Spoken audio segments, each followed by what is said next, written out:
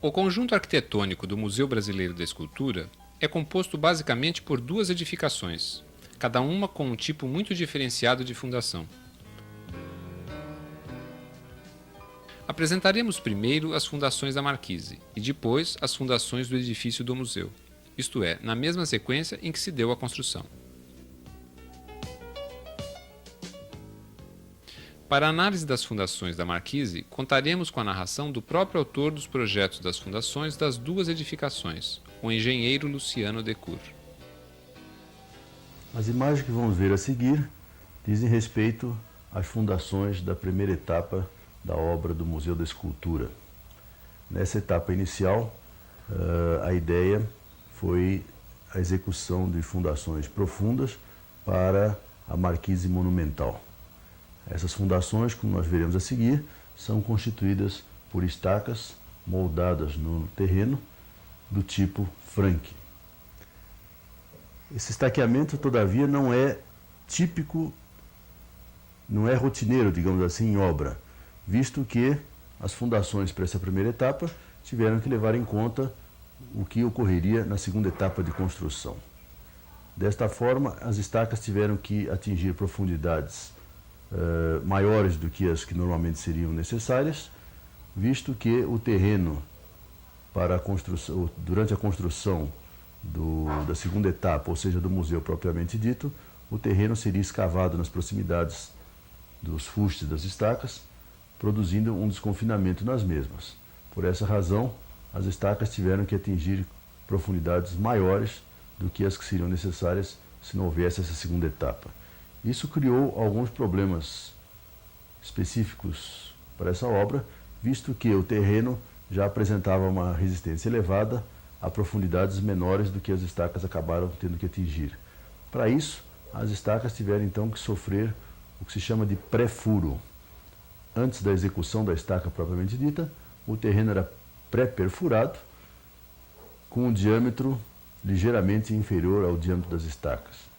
O diâmetro das estacas da ordem de 520 milímetros, o diâmetro desse pré-furo foi da ordem de 450 milímetros. Nós iremos ver então agora a sequência de execução das estacas e no transcorrer dessa exposição poderemos fazer alguns comentários pertinentes a isso. Vamos então iniciar. Estamos vendo o posicionamento de um tubo de revestimento, que é o início da execução da estaca propriamente dita.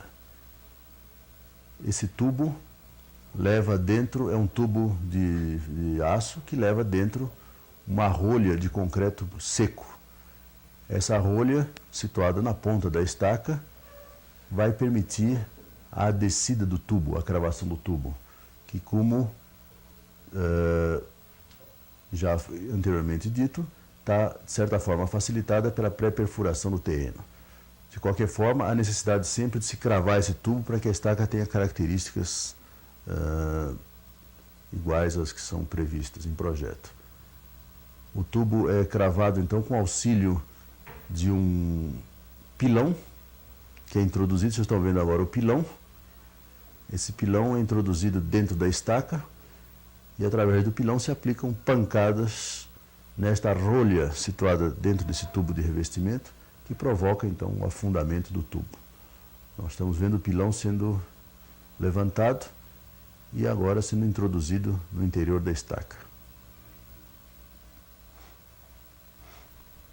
Ali se vêem várias marcas que são as referências de diversas profundidades.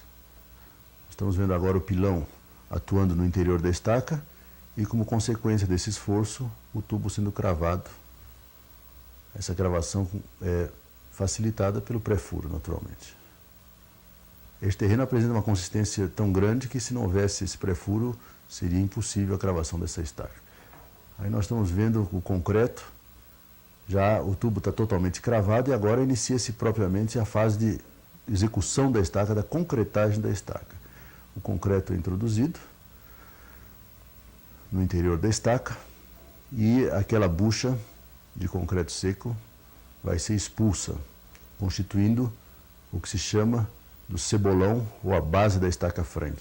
Essa estaca Frank tem uma base alargada e, portanto, a sua ponta tem um diâmetro quase que 2 vezes o diâmetro da estaca.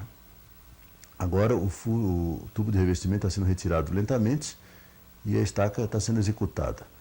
O tubo é retirado na medida que existe um trecho concretado dentro da estaca.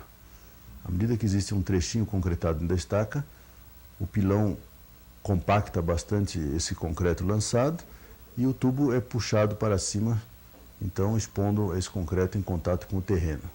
Agora nós estamos vendo o levantamento da armadura, a armadura que vai ser colocada dentro da estaca e que também se constitui num elemento estrutural da mesma. Essa armadura tem uma finalidade estrutural e uma outra ainda mais importante, que é garantir a continuidade da integridade do fuste.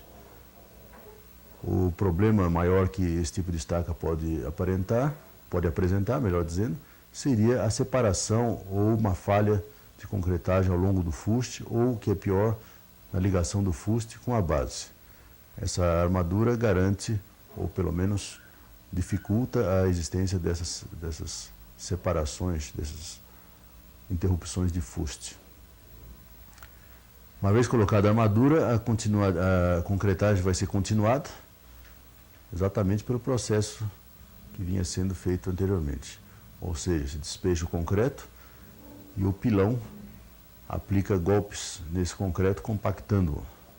À medida que vai sendo feito mais um trecho de estaca, o tubo é puxado novamente para cima e então vai se dando a formação da estaca. Essa caçamba está levando mais concreto para ser despejado dentro da estaca.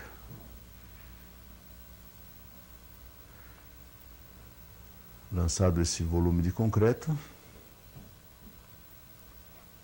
volta novamente o pilão e vai produzir um adensamento desse concreto.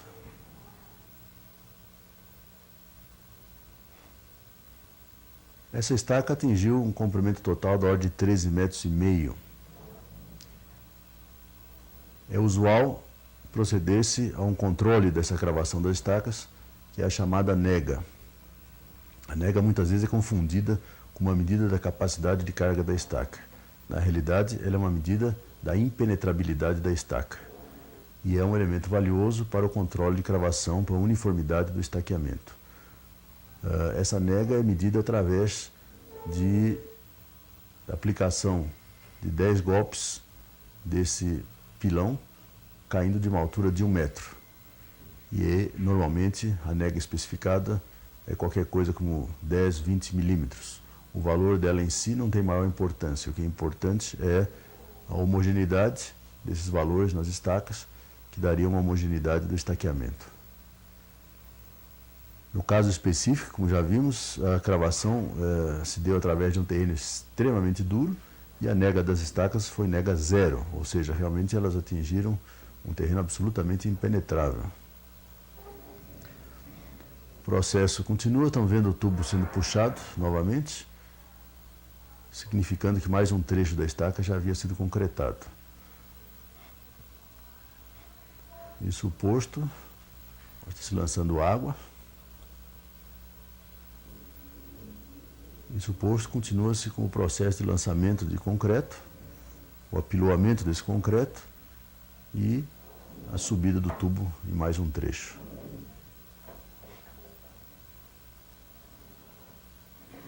É extremamente importante que essa subida seja cautelosa para que o tubo não seja puxado na frente do trecho concretado. Quer dizer, tem que ter sempre dentro do tubo um trecho de estaca concretado, porque senão pode haver a interferência, a introdução de elementos estranhos, de solo, etc., que pode provocar a interrupção do fuste. Aí nós estamos vendo a moldagem de corpos de prova para ensaios. Naturalmente, o concreto que é utilizado tem certas características, certas especificações, e os ensaios, então, vão verificar se esse concreto tinha aquelas características. Uma vez terminado o estaqueamento, nesse caso, cada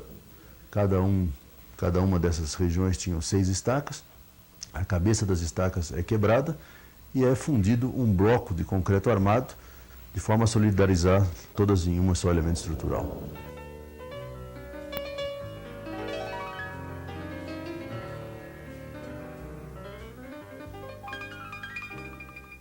Agora vamos tratar das fundações do edifício do museu. São sapatas corridas, cujos fustes são paredes de concreto armado que funcionam ao mesmo tempo como pilares de sustentação das lajes de cobertura e ainda como muros de arrimo para conter o solo, porque se trata de uma construção semi-enterrada.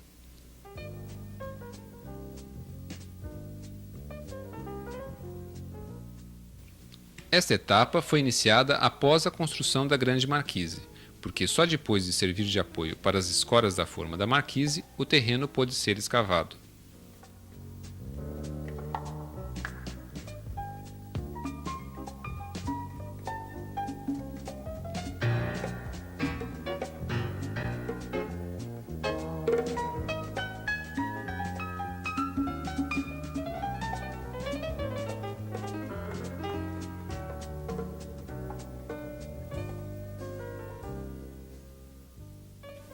Para que o solo apresentasse as condições adequadas ao desenvolvimento dos trabalhos de construção das fundações, foi necessária a drenagem contínua da água proveniente do lençol freático, cujo nível foi atingido com as escavações.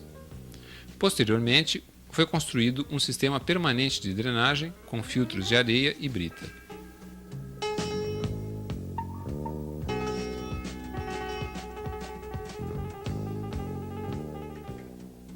Para cavar as valas contínuas onde seriam depois construídas as sapatas corridas, foram utilizados equipamentos mecânicos, como retroescavadeiras e britadeiras, e equipamentos manuais.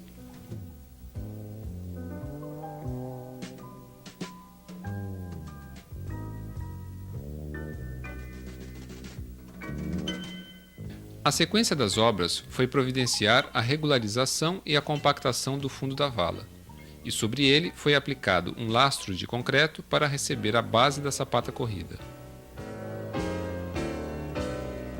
O passo seguinte foi a execução das armaduras de aço da sapata e da parede de concreto. Esse serviço foi executado pelos armadores.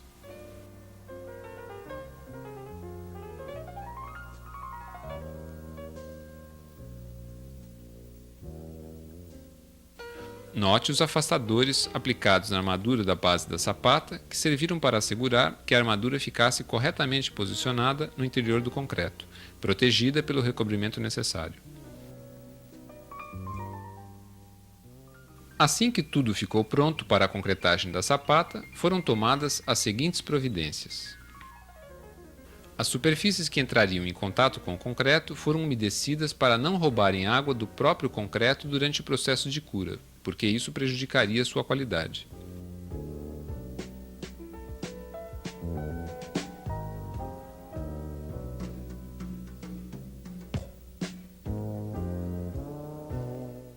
O concreto foi vibrado para garantir que se tornasse um bloco compacto, homogêneo, isento de nichos. As superfícies que não entraram em contato com a forma foram regularizadas com base em guias existentes na própria forma. Essa sequência de trabalhos foi desempenhada por pedreiros e serventes. Note-se que a ferragem vertical da armadura da parede de concreto já está posicionada com sua porção inferior incorporada à sapata.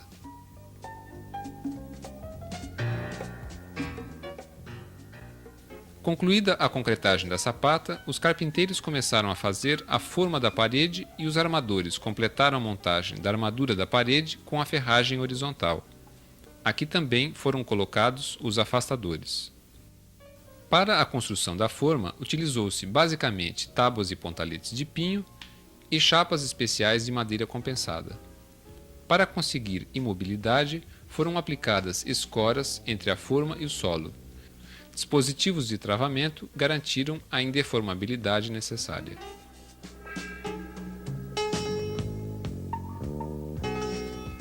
Chegou o momento da concretagem.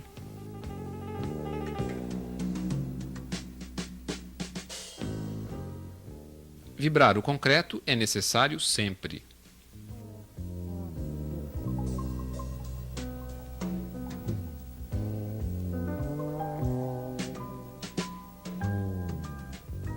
Com a retirada das formas, chegou-se ao final dos trabalhos de construção das fundações diretas e das paredes de concreto.